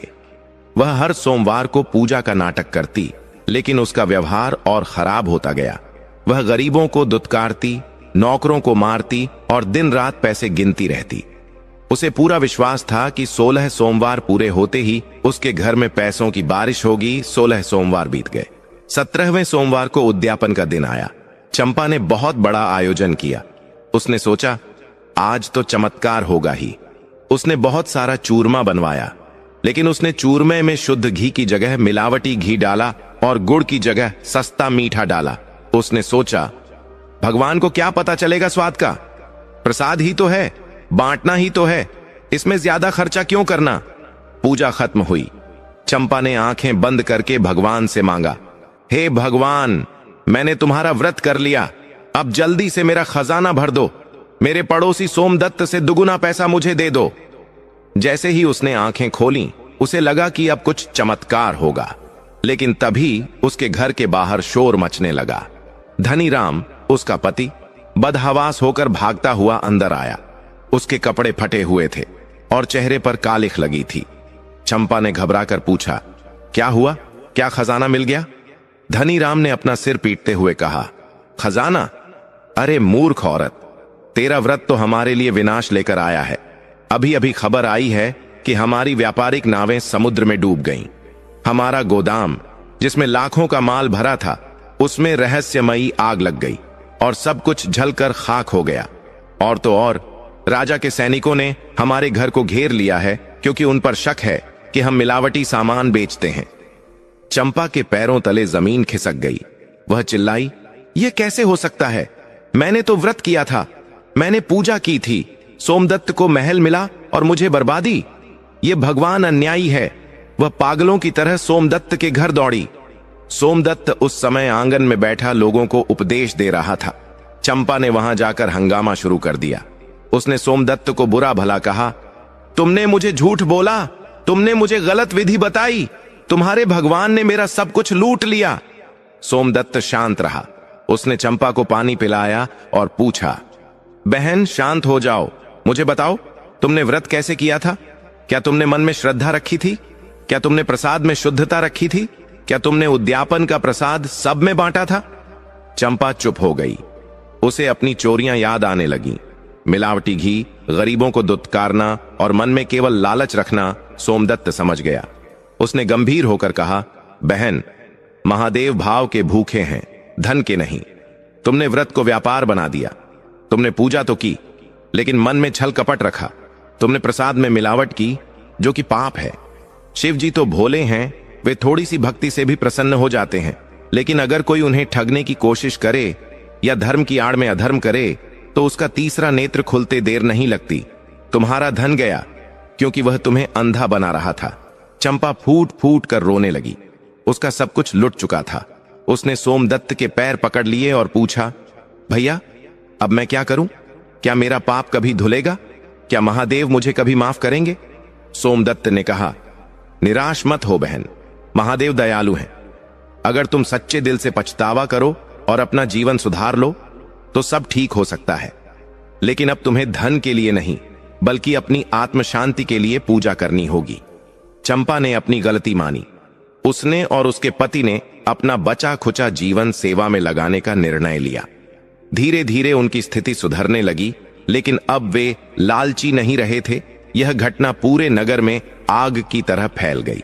लोगों को समझ आ गया कि सोमवार का व्रत कोई जादू की छड़ी नहीं, बल्कि श्रद्धा और विश्वास की तपस्या है। लोग अब सोमदत्त को और भी ज्यादा मानने लगे थे, लेकिन सोमदत्त की कहानी अभी खत्म नहीं हुई थी।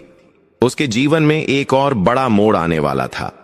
उसकी ख्याति अब केवल धरती लोक तक सीमित नहीं थी, बल्कि उसकी भक्ति की गूंज अब पाताल लोक तक पहुंच चुकी थी। पाताल लोक में नागों के राजा वासुकी की एक प्रिय पुत्री थी, जिसका नाम मनसा था। मनसा शिव जी की भक्त थी, लेकिन उसे मनुष्यों पर बिल्कुल विश्वास नहीं था। उसे लगता था कि मनुष्य केवल स्वार्थी होते हैं। जब उसने नारद मुनि के मुख से सोमदत्त की तारीफ सुनी, तो उसे विश्वास नहीं हुआ। उसने सोचा, कलयुग में ऐसा भक्त हो ही नहीं सकता। जरूर यह भी कोई ढोंगी है। मैं स्वयं जाकर इसकी परीक्षा लूंगी। नागकन्या मनसा ने एक सुंदर स्त्री का रूप धारण किया। उसने अपनी आंखों में मायावी सम्मोहन भर लिया। वह धरती पर आई और सीधे सोमदत्त के आश्रम की ओर बढ़ी। उसकी सुंदरता ऐसी थी कि जो भी उसे देखता ही रह जाता। वह सोमदत्त के पास पहुंची जब वह अकेले में ध्यान कर रहा था। मनसा ने सोमदत्त को ललचाने और उसकी भक्ति तोड़ने का जाल बुना। सोमदत्त अपनी कुटिया में भगवान शिव के ध्यान में लीन था। उसकी आंखें बंद थीं और चेहरे पर एक असीम शांति थी। तभी उसे अपनी कुटिया में एक विचित्र और मादक सुगंध महसूस हुई। यह सुगंध किसी साधारण फूल की नहीं थी, बल्कि ऐसी थी जो किसी भी इंसान के मन को विचलित कर सकती थी। सोमदत्त के कानों में पायल की मधुर झनकार सुनाई दी, छम छम छम। सोमदत्त ने धीरे से अपनी आंखें खोलीं। उसके सामने जो दृश्य था, वह किसी भी तपस्वी का तप भंग करने के लिए काफी था। सामने एक अत्यंत रूपवती स्त्री खड़ी थी। उसका रंग सोने जैसा दमक रहा था। रेशमी वस्त्र हवा में लहरा रहे थे और उसकी आंखों में एक जादुई नशा था। यह नागकन्या मनसा थी, जिसने मोहिनी का रूप धारण कर रखा था। सोमदत्त अपनी जगह से खड़ा हो गया और हाथ जोड़कर विनम्रता से पूछा, हे देवी, आप कौन हैं और इस घने जंगल में मेरे इस साधारण से आश्रम में आपके आने का क्या प्रयोजन है? मोहिनी, मनसा ने एक लजीली मुस्कान के साथ सोमदत्त की ओर देखा और अपनी मधुर आवाज में बोली, हे तपस्वी, मैंने आपकी कीर्ति तीनों लोकों में सुनी है। कहते हैं आप जैसा शिव भक्त और दयालु पुरुष इस धरती पर दूसरा नहीं है। मैं एक अनाथ अबला हूं, मेरा इस दुनिया में कोई नहीं है। मैं आपके चरणों की सेवा करना चाहती हूं। क्या आप मुझे अपनी दासी स्वीकार करेंगे? कहते हुए मोहिनी सोमदत्त के करीब आई। वह सोमदत्त के इतना करीब आ गई कि उसकी सांसों की गर्मी सोमदत्त महसूस कर सकता था। उसने अपना हाथ सोमदत्त के कंधे पर रखने की कोशिश की। यह एक कठिन परीक्षा थी। एक तरफ एकांत, दूसरी तरफ एक अप्सरा जैसी स्त्री। अच्छे अच्छे आर्षि मुनि ऐसे हालात में फिसल जाते हैं, लेकिन सोमदत्त तो सोमदत्त था। वह घबराया नहीं, न ही उसके मन में कोई विकार आया। वह तुरंत 2 कदम पीछे हट गया और अपना सिर झुका लिया। उसने बड़े ही आदर से कहा, हे देवी, आप मुझे लज्जित न करें। आप एक स्त्री हैं और स्त्री मेरे लिए साक्षात माता पार्वती का स्वरूप है। अगर आप अनाथ हैं तो यह आश्रम आपका घर है, लेकिन एक बेटी और बहन के रूप में मैं आपकी रक्षा एक पिता और भाई की तरह करूंगा। दासी बनने की बात कहकर आप अपने सम्मान को कम न करें। मोहिनी ने देखा कि सोमदत्त पर उसके रूप का कोई असर नहीं हो रहा है। उसने अपनी चाल बदली। उसने थोड़ा क्रोध और अधिकार दिखाते हुए कहा, सोमदत्त, तुम मेरा अपमान कर रहे हो। मैं अपना यौवन और रूप लेकर तुम्हारे पास आई हूं और तुम मुझे माता और बहन बना रहे हो। क्या तुम्हें मेरी सुंदरता दिखाई नहीं देती? क्या तुम्हारे अंदर का पुरुष मर चुका है? देखो मेरी आंखों में, क्या तुम्हें प्रेम नहीं दिखता? सोमदत्त ने अपनी आंखें बंद कर लीं और हाथ जोड़कर कहा, देवी, मेरी आंखों में केवल महादेव बसते हैं। जब मैं आपको देखता हूं तो मुझे आप में भी शिव की ही शक्ति दिखाई देती है। यह शरीर तो माटी का है, आज सुंदर है, कल राख हो जाएगा। जिस सुंदरता पर आपको इतना गर्व है वह क्षण भंगुर है, लेकिन आत्मा की सुंदरता अमर है। मैं आपसे हाथ जोड़ता हूं, मेरी तपस्या को भंग करने का प्रयास न करें। सोमदत्त के ये शब्द सुनकर मनसा स्तब्ध रह गई। उसने पाताल लोक में सुना था कि मनुष्य केवल वासना और भूख के गुलाम होते हैं, लेकिन आज उसके सामने एक ऐसा मनुष्य खड़ा था जिसने कामदेव को भी हरा दिया था। सोमदत्त की पवित्रता की आंच ने मनसा के छल को जला दिया। अचानक उस कुटिया में एक तेज प्रकाश हुआ। मोहिनी का रूप गायब हो गया और वहां नागों की राजकुमारी मनसा अपने असली दिव्य रूप में प्रकट हो गईं। उनके सिर पर मणियों का मुकुट था और पीछे शेषनाग की छाया थी। सोमदत्त यह देखकर हैरान रह गया। वह समझ गया कि यह कोई साधारण स्त्री नहीं थी। वह तुरंत घुटनों के बल बैठ गया। मनसा ने मुस्कुराते हुए कहा, धन्य हो सोमदत्त, धन्य हो तुम्हारी भक्ति। मैं पाताल लोक से तुम्हारी परीक्षा लेने आई थी। मुझे लगा था कि मनुष्यों की भक्ति कच्ची होती है। वे थोड़े से लालच या सुख के लिए ईश्वर को भूल जाते हैं। तुमने पहले गरीबी को हराया, फिर अमीरी के अहंकार को जीता, और आज तुमने सबसे कठिन शत्रु काम वासना पर विजय प्राप्त की। महादेव के प्रति तुम्हारी निष्ठा अटल है। सोमदत्त ने हाथ जोड़कर कहा, माता, यह मेरी शक्ति नहीं, यह तो मेरे भोलेनाथ की कृपा है जो मुझे हर बुराई से बचाती है। मैं तो केवल उनका एक तुच्छ सेवक हूं। मनसा ने अपना हाथ उठाकर सोमदत्त को आशीर्वाद दिया। मैं तुम पर प्रसन्न हूं। मैं तुम्हें वरदान देती हूं कि जब तक तुम इस धर्म के मार्ग पर चलोगे, विषधर नाग कभी तुम्हें या तुम्हारे परिवार को हानि नहीं पहुंचाएंगे। तुम्हारी भक्ति की कथा युगों युगों तक सुनाई जाएगी। लेकिन फिर मनसा का चेहरा थोड़ा गंभीर हो गया। उसने चेतावनी देते हुए कहा, पुत्र सोमदत्त, सावधान रहना। तुमने अपने अंदर के शत्रुओं लोभ, काम, क्रोध को तो जीत लिया है, लेकिन अब तुम्हारे बाहर के शत्रु जागेंगे। जब दिया तेज जलता है तो आंधियां उसे बुझाने की कोशिश जरूर करती हैं। तुम्हारे पड़ोस में रहने वाला वह सेठ धनीराम सुधर गया है, लेकिन उसका एक रिश्तेदार है जो दूसरे नगर में रहता है। वह एक बहुत बड़ा तांत्रिक है और वह तुम्हारी कीर्ति से जलता है। वह तुम्हारे खिलाफ एक बहुत बड़ी साजिश रच रहा है।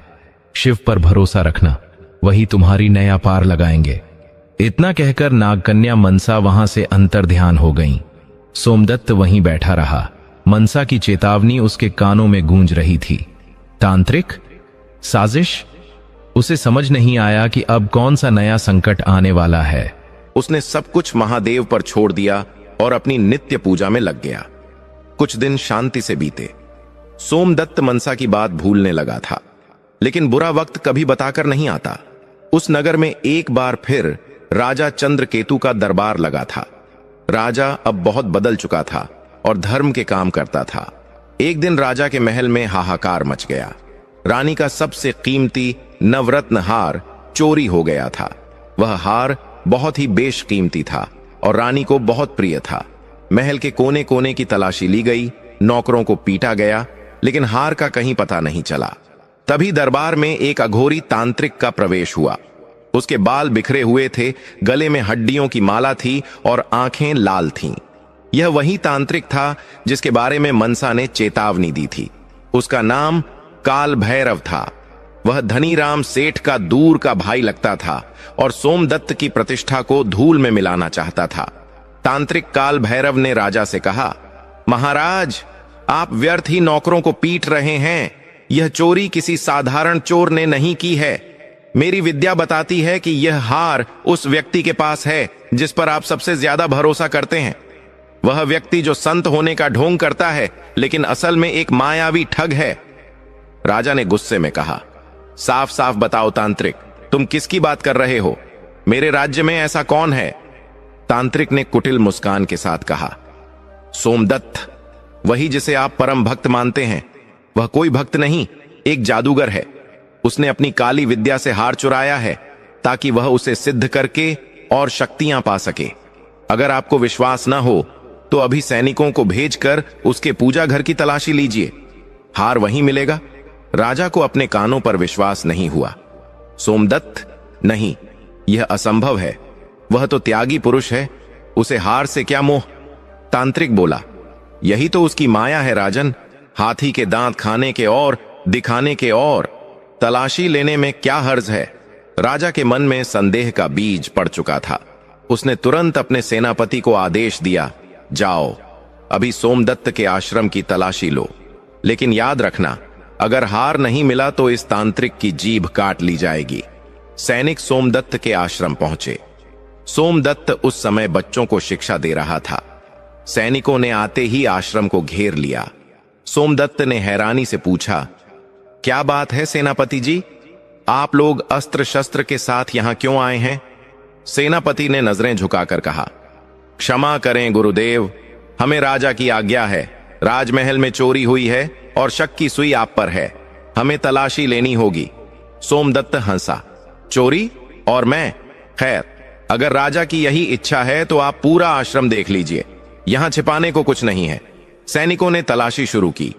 अनाज के बर्तन देखे, बिस्तर देखे, लेकिन कुछ नहीं मिला। सेनापति ने राहत की सांस ली। वह जाने ही वाला था कि तभी तांत्रिक काल भैरव वहां आ धमका। उसने चिल्लाकर कहा, अरे मूर्खों, वहां क्या ढूंढ रहे हो? उसके पूजा घर में देखो, शिवलिंग के नीचे। सैनिक पूजा घर में गए। उन्होंने शिवलिंग के पास रखे हुए फूलों को हटाया और तभी सबकी आंखें फटी की फटी रह गईं। वहां फूलों के नीचे रानी का वही नवरत्न हार चमक रहा था। सोमदत्त सन्न रह गया। उसे अपनी आंखों पर विश्वास नहीं हुआ। उसने चीख कर कहा, यह झूठ है, मैंने यह हार कभी नहीं देखा, यह किसी ने यहां रखा है। लेकिन सबूत उसके खिलाफ था। तांत्रिक जोर जोर से हंसने लगा। देख लिया सबका असली चेहरा? यह है तुम्हारा महात्मा, दिन में राम नाम जपता है और रात को राजमहल में सेंध लगाता है। सेनापति ने भारी मन से सोमदत्त को गिरफ्तार कर लिया। सोमदत्त के हाथों में, जिनसे वह शिव की पूजा करता था, अब लोहे की जंजीरें डाल दी गईं। सुशीला रोती बिलखती पीछे दौड़ी। मेरे पति निर्दोष हैं, यह साजिश है। लेकिन किसी ने उसकी नहीं सुनी। सोमदत्त को राजा के सामने पेश किया गया। राजा चंद्रकेतु को जब हार दिखाया गया तो उसका पुराना अहंकार और गुस्सा फिर से जाग उठा।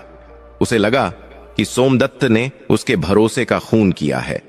राजा ने सोमदत्त से पूछा, सोमदत्त, मैंने तुम्हें अपना गुरु माना, तुम्हें इतना सम्मान दिया और तुमने मेरे ही घर में चोरी की। क्या तुम्हें धन की कमी थी तो मांग लेते, चोरी क्यों की? सोमदत्त ने शांत स्वर में कहा, राजन, मैंने चोरी नहीं की। यह किसी शत्रु का षड्यंत्र है। मैं निर्दोष हूं। महादेव जानते हैं कि सत्य क्या है। राजा ने गुस्से में कहा, चुप रहो, सबूत तुम्हारे खिलाफ है। अब महादेव तुम्हें नहीं बचाएंगे। मैं तुम्हें मृत्युदंड दे सकता था, लेकिन तुम्हारे पुराने उपकारों को याद करके मैं तुम्हारी जान बख्श रहा हूं, लेकिन सजा तुम्हें मिलेगी। सैनिकों, इस ढोंगी को ले जाओ और काल कोठरी में डाल दो, और कल सुबह इसे पूरे नगर में गधे पर बैठाकर घुमाया जाए, ताकि सबको पता चले कि धर्म की आड़ में पाप करने वाले का क्या अंजाम होता है। सोमदत्त को घसीटते हुए ले जाया गया और काल कोठरी में फेंक दिया गया। काल कोठरी एक अंधेरी, सीलन भरी जगह थी, जहां रोशनी की एक किरण भी नहीं पहुंचती थी। वहां चूहे और कीड़े मकोड़े रेंग रहे थे। बाहर सुशीला राजमहल के दरवाजे पर सिर पटक पटक कर रो रही थी, लेकिन उसे अंदर नहीं आने दिया गया। काल कोठरी के अंधेरे में सोमदत्त अकेला बैठा था। जंजीरों का बोझ उसके शरीर को तोड़ रहा था, लेकिन उसका मन नहीं टूटा था। उसने अंधेरे में ही आंखें बंद कीं और मुस्कुराया। उसने मन ही मन कहा, हे भोलेनाथ, यह कैसी लीला है आपकी। पहले महल दिया, अब जेल। पहले सम्मान दिया, अब अपमान। ठीक है प्रभु, अगर आपकी यही इच्छा है तो मुझे यह भी स्वीकार है। शायद इस अंधेरे में ही मुझे कोई नया प्रकाश मिले। तभी सोमदत्त को लगा कि काल कोठरी की दीवार के उस पार से कोई उसे आवाज दे रहा है। वह आवाज किसी इंसान की नहीं थी, बल्कि किसी बहुत ही बूढ़े और कमजोर व्यक्ति की कराहने की आवाज थी। पानी, कोई है? थोड़ा पानी। सोमदत्त ने अपनी जंजीरों के साथ घिसटते हुए दीवार के पास जाकर पूछा, कौन है वहां? आप कौन हैं? उधर से एक कांपती हुई आवाज आई, मैं इस राज्य का पुराना राजगुरु हूं। मुझे राजा के पिता ने यहां कैद किया था। 20 साल हो गए। मैंने 20 साल से सूरज नहीं देखा। क्या तुम मेरे लिए थोड़ा पानी ला सकते हो? सोमदत्त के पास पानी का एक छोटा सा लोटा था, जो पहरेदार ने उसे दिया था। उसने बिना एक पल सोचे दीवार में बने एक छोटे से सुराख से वह लोटा दूसरी तरफ सरका दिया। उसने अपनी प्यास की चिंता नहीं की। पानी पीकर उस बूढ़े कैदी की जान में जान आई। उसने पूछा, बेटा, तुम कौन हो? तुम्हारी आवाज में बहुत दर्द और सच्चाई है। तुम यहां क्यों आए? सोमदत्त ने अपनी सारी कहानी उस अदृश्य कैदी को सुनाई। पूरी बात सुनकर वह बूढ़ा कैदी हंसा, एक अजीब सी रहस्यमयी हंसी। उसने कहा, बेटा, घबराओ मत, तुम सही जगह आए हो। जिस तांत्रिक ने तुम्हें फंसाया है, मैं उसे जानता हूं। वह मेरा ही शिष्य था जो भटक गया था। उसने ही मुझे यहां कैद करवाया था। मेरे पास एक ऐसा रहस्य है, एक ऐसा मंत्र है जो उस तांत्रिक की सारी विद्या को काट सकता है। लेकिन मैं 20 साल से किसी योग्य व्यक्ति की तलाश में था। आज तुमने अपनी प्यास मारकर मुझे पानी पिलाया। तुम ही उस रहस्य के असली हकदार हो। सोमदत्त हैरान था। जेल की काल कोठरी में उसे एक गुरु मिल गया था। क्या यह महादेव की ही योजना थी? लेकिन इधर बाहर तांत्रिक काल भैरव अपनी जीत का जश्न मना रहा था। उसने सोचा सोमदत्त का किस्सा खत्म हो गया, लेकिन उसे नहीं पता था कि सोमदत्त के पास अब वह शक्ति आने वाली है जिसका तोड़ पूरी दुनिया में किसी के पास नहीं है। अगली सुबह होने वाली थी। सोमदत्त को नगर में अपमानित करने की तैयारी हो रही थी। काल कोठरी के उस घने अंधेरे में उस बूढ़े राजगुरु ने सोमदत्त को पास बुलाया। दीवार के सुराख से उसने धीरे से कहा, बेटा, काल भैरव ने दृष्टि बंधन विद्या का प्रयोग किया है। उसने सबकी आंखों पर पर्दा डाल दिया है। सच तो यह है कि वह हार कभी चोरी हुआ ही नहीं, और न ही वह तुम्हारी कुटिया में मिला। वह हार तो अभी भी उसी तांत्रिक के गले में है जिसे उसने अपनी माया से छिपा रखा है। उसने अपनी काली शक्तियों से सैनिकों को भ्रमित कर दिया था कि उन्हें वह हार तुम्हारे पास दिखाई दे। सोमदत्त ने पूछा, तो इसका तोड़ क्या है गुरुवर? मैं इस माया को कैसे काटूं? राजगुरु ने कहा, शिव की भक्ति के आगे कोई माया नहीं टिकती। कल जब तुम्हें सभा में ले जाया जाएगा तो तुम भयभीत मत होना। बस अपने आराध्य महादेव का ध्यान करना और महामृत्युंजय मंत्र का एक विशेष उच्चारण करना जो मैं तुम्हें बता रहा हूं। जैसे ही तुम उस मंत्र का उच्चारण करोगे, उसकी काली विद्या का पर्दा फट जाएगा और सत्य सबके सामने आ जाएगा। रात बीत गई। सुबह होते ही कारागार के दरवाजे खुले। सैनिक सोमदत्त को जंजीरों में जकड़कर बाहर ले आए। सोमदत्त का चेहरा रात भर की कैद के बाद भी सूर्य की तरह चमक रहा था। उसके माथे पर कोई शिकन नहीं थी, केवल एक शांत मुस्कान थी। नगर के मुख्य चौराहे पर भारी भीड़ जमा थी। राजा चंद्रकेतु ऊंचे सिंहासन पर बैठे थे। पास ही वह दुष्ट तांत्रिक काल भैरव खड़ा था, जो अपनी जीत पर मंद मंद मुस्कुरा रहा था। सुशीला भीड़ में खड़ी रो रही थी। लोग तरह तरह की बातें कर रहे थे। कोई सोमदत्त को गाली दे रहा था, तो कोई कह रहा था कि कलयुग में किसी पर भरोसा नहीं करना चाहिए। राजा ने कठोर आवाज में कहा, सोमदत्त, तुम्हारा अपराध साबित हो चुका है। अब तुम्हें गधे पर बैठाकर पूरे नगर में घुमाया जाएगा और फिर राज्य से बाहर निकाल दिया जाएगा। क्या तुम्हें अपनी सफाई में आखिरी बार कुछ कहना है? सोमदत्त ने सिर उठाया और राजा की आंखों में आंखें डालकर कहा, राजन, न्याय करने से पहले एक बार अपनी आंखों से माया का पर्दा हटा लीजिए। जिस अपराध की आप मुझे सजा दे रहे हैं, उसका असली अपराधी आपके बगल में खड़ा है। तांत्रिक काल भैरव चिल्लाया, चुप कर पाखंडी, अभी भी झूठ बोल रहा है। महाराज, अब और मत सुनिए, इसे तुरंत दंड दीजिए। सोमदत्त ने अपनी आंखें बंद कीं। उसने अपने हृदय में गुप्तेश्वर महादेव का आह्वान किया। उसने उस बूढ़े राजगुरु द्वारा बताए गए मंत्र का उच्चारण शुरू किया। उसकी आवाज में गजब की गंभीरता थी। जैसे जैसे वह मंत्र पढ़ता गया, वातावरण बदलने लगा। हवाएं तेज चलने लगीं। आकाश में बादल घिर आए। अचानक एक तेज बिजली कड़की और सीधे तांत्रिक के पास आकर गिरी, पर उसे लगी नहीं। उस तेज रोशनी और मंत्र की शक्ति से तांत्रिक की काली विद्या का कवच टूट गया।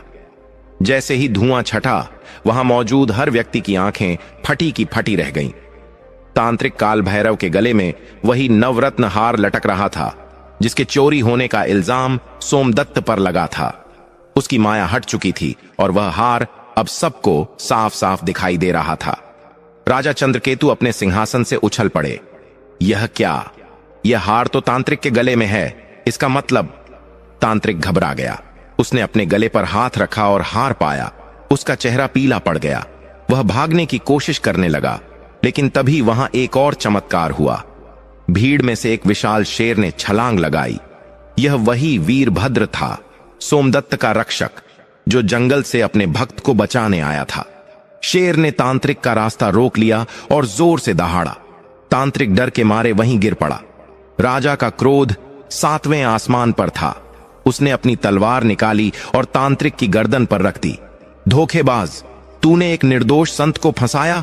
तूने मेरी बुद्धि को भ्रमित किया। तांत्रिक गिड़गिड़ाने लगा, महाराज, मुझे माफ कर दो। मुझे सोमदत्त की कीर्ति से जलन थी। मैं इसे बर्बाद करना चाहता था। राजा ने सैनिकों को आदेश दिया, इस दुष्ट को गिरफ्तार कर लो। इसे वही सजा मिलेगी जो इसने सोमदत्त के लिए सोची थी।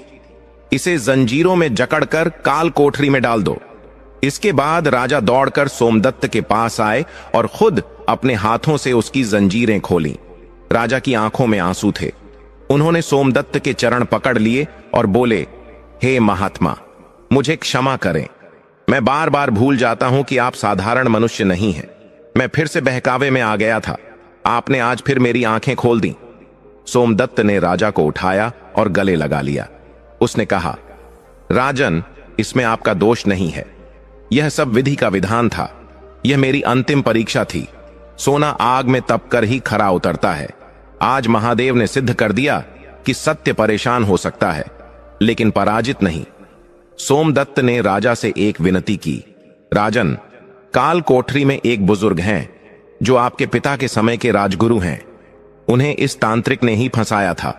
कृपा करके उन्हें मुक्त करें, क्योंकि आज उनकी वजह से ही मेरी लाज बची है। राजा ने तुरंत आदेश दिया और पुराने राजगुरु को सम्मान सहित बाहर लाया गया। इस घटना के बाद सोमदत्त और सुशीला की महिमा पूरे देश में फैल गई। अब केवल आम लोग ही नहीं, बल्कि बड़े बड़े राजा और विद्वान भी उनके दर्शन के लिए आने लगे। सोमदत्त ने अपना शेष जीवन जन सेवा और शिव भक्ति में बिताया। सोमवार व्रत का प्रचार अब घर घर में होने लगा। जिसने भी सोमदत्त के बताए विधान से सच्चे मन और बिना छल कपट के 16 सोमवार का व्रत किया, उसके जीवन के सारे कष्ट मिट गए। निर्धन को धन मिला, रोगी को काया मिली और निसंतान को संतान। कई वर्षों तक धर्म का प्रचार करने के बाद एक दिन सोमदत्त और सुशीला ने एक साथ अपनी देह का त्याग किया। कहते हैं कि उस दिन आकाश से एक दिव्य विमान उतरा था। स्वयं भगवान शिव के गण उन्हें लेने आए थे। जब वे विमान में बैठकर शिवलोक जा रहे थे तो पूरा नगर फूलों की वर्षा कर रहा था। कहानी की सीख। दोस्तों, सोमदत्त की यह कहानी हमें सिखाती है कि जीवन में चाहे कितनी भी बड़ी मुसीबत आ जाए, चाहे गरीबी हो, चाहे कोई दुश्मन हो, या चाहे पूरी दुनिया आपके खिलाफ हो जाए, अगर आपका विश्वास ईश्वर पर पक्का है तो कोई आपका बाल भी बांका नहीं कर सकता। सोमवार का व्रत केवल भूखे रहने का नाम नहीं है, यह व्रत है अपने मन के विकारों को त्यागने का, विश्वास रखने का और धैर्य रखने का। सोमदत्त ने गरीबी में सब्र रखा, अमीरी में दया रखी और संकट में साहस रखा। यही सच्ची शिव भक्ति है। तो प्रेम से बोलिए हर हर महादेव। अगर आपको यह पावन कथा पसंद आई हो तो कमेंट में ओम नमः शिवाय लिखकर अपनी हाजिरी जरूर लगाएं। और हां, अगर आप भी अपने जीवन में सुख शांति चाहते हैं तो आने वाले सोमवार से ही इस व्रत को पूरे विधि विधान से शुरू करें। भोलेनाथ आपकी सारी मनोकामनाएं पूर्ण करेंगे।